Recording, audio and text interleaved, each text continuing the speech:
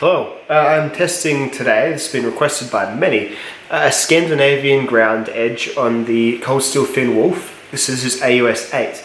Now I list my Scandi results entirely separately because they don't fit the criteria of comparison with all the other steels.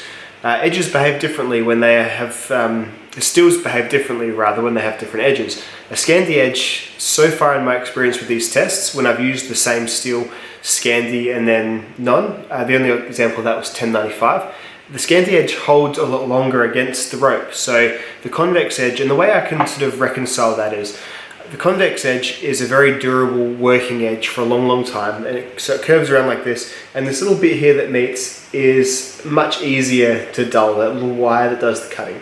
Whereas the Scandi edge is like a proper triangle, and I think that triangle, it takes a little while for that to be rubbed over entirely. So it's a lot different to the convex, the micro convex workshop edge that I put on. Perhaps more comparable with a full strong convex, but with the micro convex I put on, that seems to last a little bit less than a good true Scandi. So the true Scandis I've tested so far have all performed, better, I would suggest, than their micro convex versions would. So just a bit of talk on that. So the AUS8 in this, I'm interested to see how it does versus the AUS8 in the convex test. Have I tested cold steel AUS8? I don't think I have. It's Ontario AUS8, and no, I have in the Tantos. The Tanto thingy. So yeah, it would be interesting to see how it does in a Scandi knife, if it goes for heaps longer than the 52, I think it was, the Kobun did, that's right. So without any further talk, what we will still be doing is doing it until it no longer slices paper. Sorry, I haven't got my glasses on, so it's hard to see this. So it's slicing paper really well, shaving hair, all that sort of business. It's about as Scandi as I could get it. I did a touch up on a 4000 grit stone, and it's pretty nice. So again, I can't be as precise as I can on the workshop testing, but people have asked for this, so let's see how much rope this cuts before it no longer does that to paper. So we'll be using the same rope as usual, which is this twisted sisal stuff here, and the same rope as in the other Scandi tests. The only tests I would recommend comparing this against are the ones in the Scandi zone down below, because really I can't guarantee that the edges are the same because I haven't put them on a more precise piece of kit like the 20-degree workshop guide. But let's get to it. I've done too much talking already.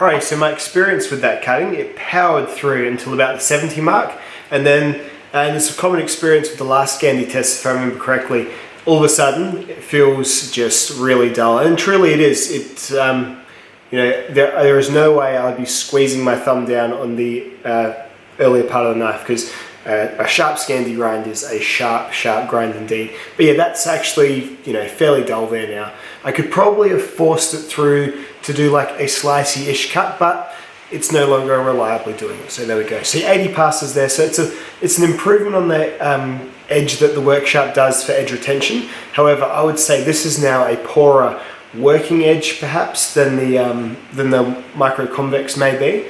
Often those micro convexes, yes, they're no longer reliably sliced paper, but sometimes they even still take care of, whereas this has not got a chance of doing that at all. That's just rolling along the top of them. So it's interesting different edges. So don't compare it to the other steel data on the grader list. Interesting to compare it to the AUS8, how the steel performs from the same maker with different edge bevels. So this one is kind of a V, and the convex is kind of like a sharp U, if you kind of catch my drift. So yeah, fascinating stuff, I guess. I cannot recall any of the numbers. I know A2 was huge, like really well done in a Scandi. I think 1095 is better than this as well. I can't remember how it goes, so I'll just have to run the list next because I'm just doing this in one smash cut. So the cold steel Finn Wolf Scandi, so the AUS8 in a Scandi, held an edge for 80 cuts before I could tell it no longer sliced paper. So there you go. Thanks very much for watching, dudes. I'll see you in the next video. Bye.